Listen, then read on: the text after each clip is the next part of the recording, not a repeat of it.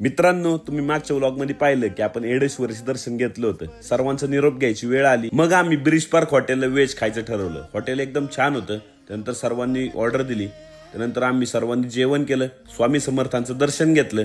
मग आम्ही निघालो आता गाणगापूरला. गाणगापूरला शंकरदत्त नावाचं एक हॉटेल आहे. तर पूर्ण गाणगापूरमध्ये हेच जरा हॉटेल लक्झरियस वाटलं. त्यामुळे आम्ही ह्या हॉटेलमध्ये स्टे करायचं ठरवलं. त्यानंतर अंश काय झोपत नव्हता. शेवटी त्याला मी झोपवलं. त्यानंतर सकाळी मग तुम्ही पाहू शकता आम्ही हॉटेलमधून बाहेर पडलेलो. म्हणलं आता बाहेरच्या राज्यात आलोय, कर्नाटकमध्ये आलोय, कोण ओळखणार नाही. पण इतके फॅन फॉलोअर भेटले, इतके वेगवेगळी भाषा बोलत होते, फोटो काढत होते. त्यांनी मला मंदिराकडे नेलं, मंदिराचा मार्ग दाखवला. मंदिरामध्ये गेल्या गेल्या आरती चालू होती. तशीच या भगव्या खांबावर लोक नाचत होते. त्यांच्या अंगात भूत असल्यामुळं ज्यावेळेस आरती चालू होती त्यावेळेस ते दत्तांना म्हणतात आम्हाला मुक्ती द्या. नंतर आमचं दर्शन झालं, खूप मन प्रसन्न झालं. त्यानंतर तिथले पंडित लोक म्हणले तुम्ही सेलिब्रिटी तर आमच्यासोबत पण फोटो काढा. फोटो काढले.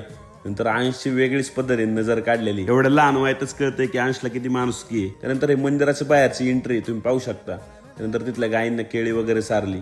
तर मित्रांनो, आम्ही आता चाललोय अक्कलकोटला. तर हा ब्लॉग तुम्हाला कसा वाटला मला नक्की कमेंट करून सांगा. धन्यवाद.